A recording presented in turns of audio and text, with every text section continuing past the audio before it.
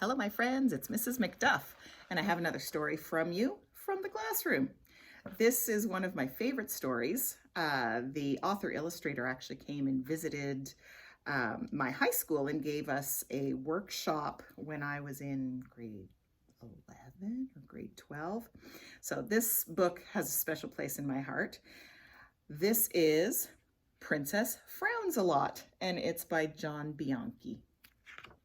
These are put out by Bungalow Books. Princess Frownsalot by John Bianchi. Princess Frownsalot frowns a lot. Nothing pleases her more than a ruthless, rotten, regal frown, one that really makes the peasants crawl. Princess Frownsalot has the most feared frown in the entire kingdom. One frown from the castle balcony brings all her poor subjects to their knees. Her Royal Highness always gets her way. She frowns her brother away from the royal TV set. She frowns the king away from the last of the chocolate chip cookies.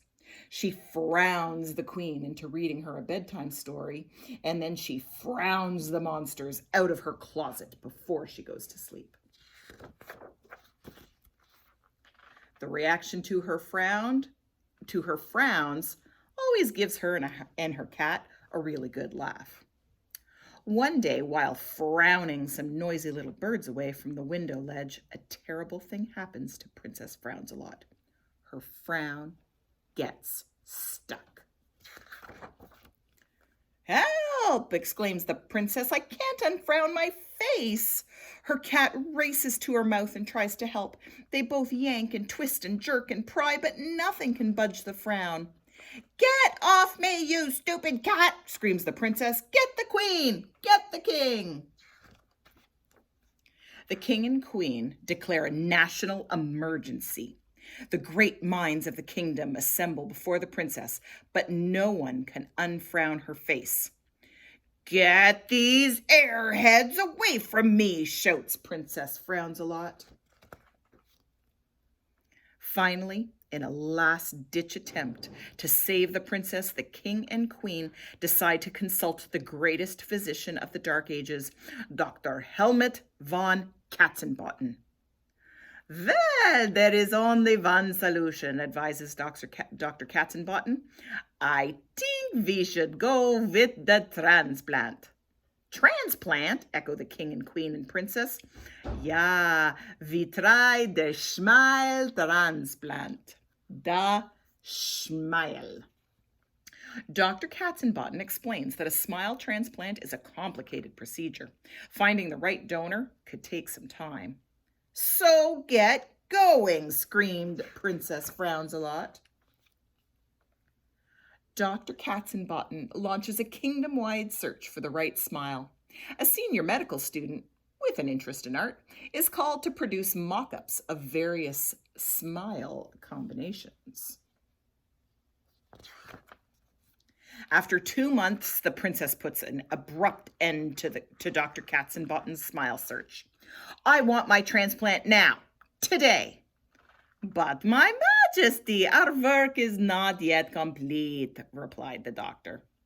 "I want my transplant this minute," screams the princess. "Who will be my donor?" In desperation, Dr. Helmut von Katzenbotten points to the cat. The cat," says the doctor. "The cat?" asks the little princess. "Yeah, the cat. He's got just the right smile." The princess's cat, who had been quite amused by the whole affair, suddenly changes his mood. In a blind panic, he makes a desperate dash for the door. "Seize him!" shouts the princess. "Let the operation begin." Princess Frownsalot and her cat are both placed under Dr. Katzenbotten's patented transplant machine. The extractor and implanter are carefully positioned. A hush falls over the operating theater as Dr. Katzenbotten strolls into the room. It has taken him many years of exhausting research and experimentation to develop this truly unbelievable technology. On the brink of medical history, Dr. Helmut von Katzenbotten pauses to reflect on those years of sacrifice and hardship. The first ever smile transplant will be his ultimate triumph. "Get on with it, ketchup bottles," screams the little princess. The operation is a success. The doctor cautions the princess that she must try to stay happy, or her face will reject the new smile. The princess, muzzled in bandages, silently nods her head. A few days later, the bandages removed, the princess combs her hair. "This smile isn't that bad," she thinks aloud. "I could have done without the whiskers, though. What do you think, Cat? Don't just sit there and frown. Cheer up, you're depressing me." But the pathetic look on her kitty's face was too much for the princess to bear. Overwhelmed with sadness, her new smile begins to droop. "Oh no," she says, "rejection! What a waste of a good smile." "You might as well have it back, Cat." After several minutes with a box of bandages, the smile and whiskers are back on the cat. "At least you'll be able to smile," she says. "Those silly whiskers never did much for me anyway." This is the first time the princess has given anything to anybody. "Gee, that's funny," she thinks. "I feel good." The cat is elated. He bounces around the room and then gives the princess a tremendous hug. "Stop, stop, stop," shouts the princess. "You're tickling me. You're tickling me. You're even making me laugh. And if I'm laughing, I must be smiling." And sure enough, she was.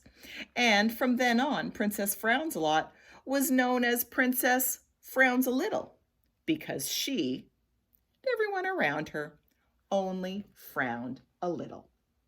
The end. Hope you enjoyed that one. Have a great day.